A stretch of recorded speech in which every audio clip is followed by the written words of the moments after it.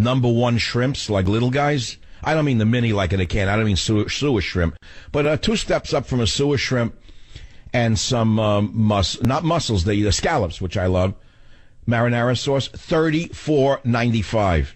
And 1 drink before dinner. 1 drink, I swear to God, that's 1 ounce of vodka, $11.95. I mean, it's crazy. And you wonder how do they survive in this country with the prices the way they are. Nevertheless, here we are. We're talking about a very serious topic, and we need a little levity mixed in. Mr. Gambino joins us at 34 minutes after the hour. Back in a minute.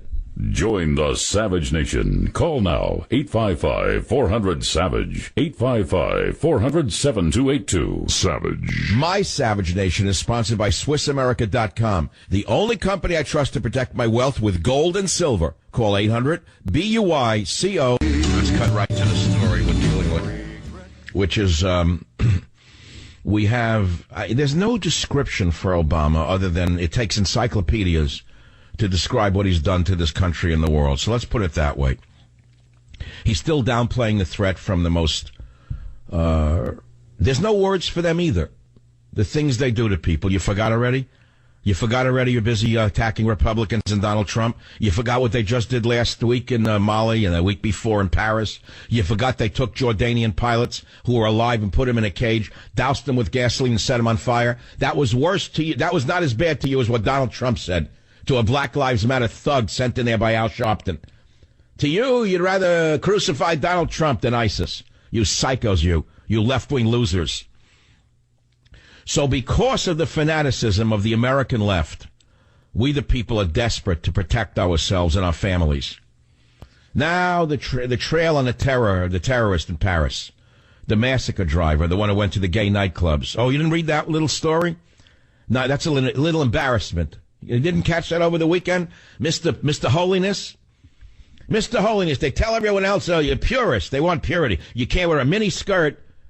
You can't do this. You can't do that. Meanwhile, he frequented gay bars. That's all. That didn't come out in the local newspaper because it's an embarrassing fact. Paris massacre driver eludes police in desperate manhunt across Europe. The trail of the world's most wanted man is getting colder after a flurry of raids in Brussels. That's a joke. And an international dragnet. Well, I wouldn't call it an international dragnet. I'd call it an international drag show, is what we're seeing.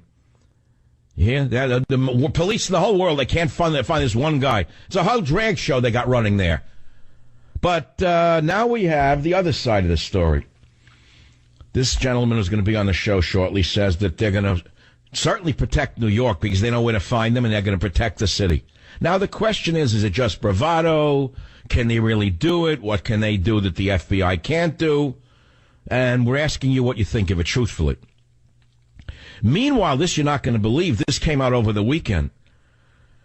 Okay, intentional misleading on ISIS rise. Top analysts told to, quote, cut it out and stop sending negative intelligence reports about how this country's failing against ISIS. Can you believe this? In other words, the so-called Pentagon cooked the books on the ISIS fight. And they were told by the girls who run the country in an email, cut it out. Cut it out. Don't be sending those things out. Pro-ISIS messages found at Ohio College.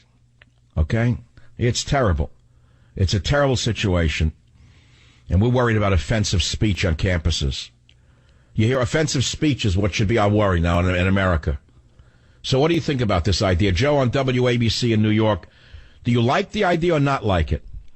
Yeah, Mike, I don't like it. I don't like the idea of deputizing the underworld in a situation like this.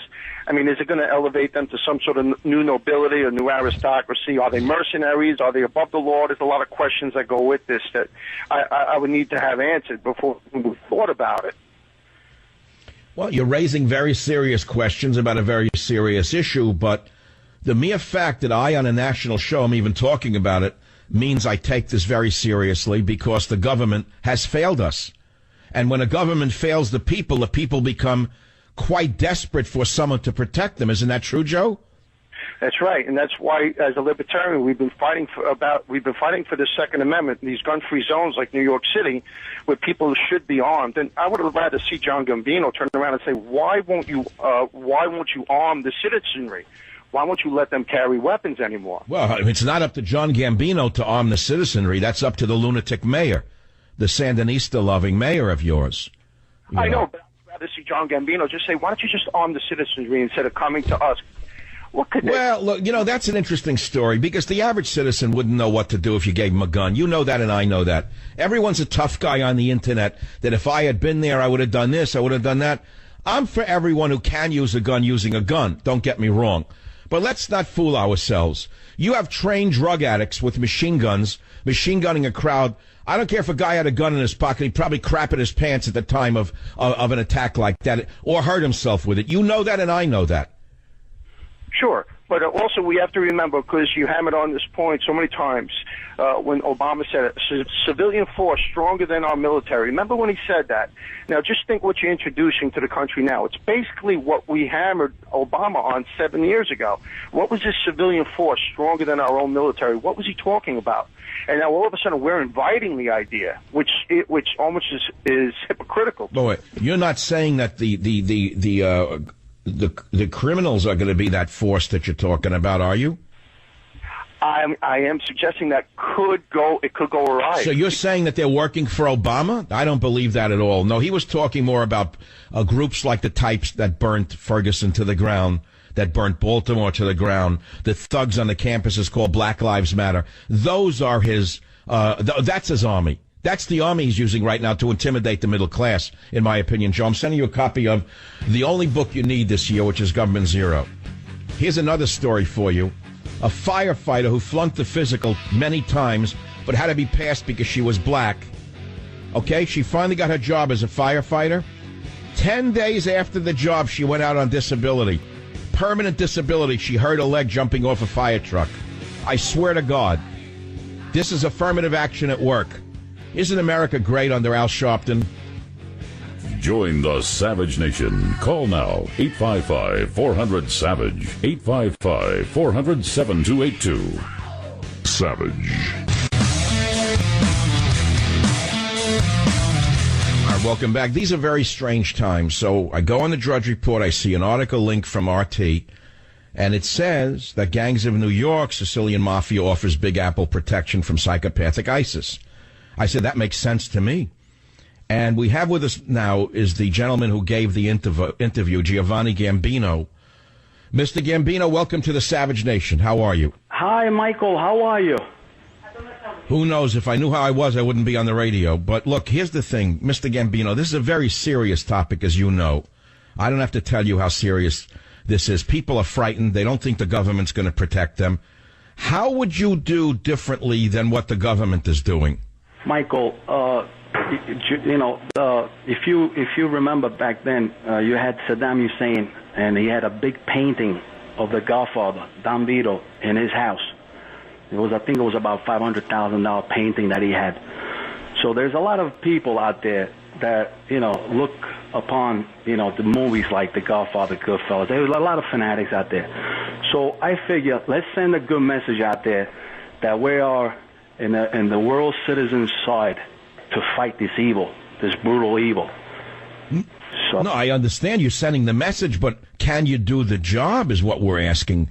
This is not, these people are subhuman. They're not humans. They're lower than animals, putting people on fire in cages. And what I happen to fear the most is that this government is so warped, I'm sorry to have to say it, that they probably go after you and your friends faster than ISIS. That's what really worries me. Oh, yes, you're correct. ISIS don't look at nobody in the face when they blow themselves up. It could be your mother, your father, your sisters, your brothers. It could be anybody. That's why we need to stand up together, all together, to fight this monster. Fight it. And now, I remember back in the days, Italian neighborhoods, Sicilian neighborhoods, everybody was outside drinking coffee. Kids were playing outside, doing their thing. And when you see a stranger walking down the block, they wanted to know, who's this guy? Who's his mother? Who's his father? Who's his grandmother? Who's his grandfather? But those times, unfortunately, they Of course, that's right. I understand very well. But now today, if you do it, they say it's profiling and racism. That's the only thing that can save us is using common sense. Now, I want to ask you a question. Are your friends getting involved because they see a void that needs to be filled from this government's not taking action? Isn't that the real reason, Giovanni? Yes, absolutely. Now, the thing is, if there is somebody that's pointing fingers as somebody who's part of ISIS, or he got brainwashed by them with the internet, because the internet is the number one cause of all this. I mean, these people are reaching people from everywhere through the internet, brainwashing them. So if they do find out, and if I find out there is a guy that is thinking about a nice beating, I mean a beating like never before, like he never got before, that helps. We don't wait. Well, it's interesting. Do you know that about 6 months ago, an Italian police captain in Boston, his Italian son was an ISIS sympathizer because of the internet? Did you read that story? No, I'm glad I didn't read that story, because that turns my stomach. That's what I'm saying. Italian police captain, I forget the city, in Lynn, Massachusetts, I think. His own son got brainwashed by them. So, it could happen to anyone in anyone's family because of the drug use and whatnot. Now, you just said something that, of course, we know we'd love to see. But here's what worries me, Giovanni, again, which is this. If you and your friends actually find someone who wants to do harm to the neighborhood, and you intervene and you take care of business in the old school method, and I know the government will crack down on you faster than on them. They'll say you actually committed a crime when they really didn't even do anything yet. They were just chatting on the internet. You're probably aware of that. I mean, you're putting yourself in pretty big danger with this. 1,000,000%. And that's the thing. When the Twin Towers went down, you had everybody from Bay Ridge, from Brooklyn celebrating on the streets, and just the cops were protecting them.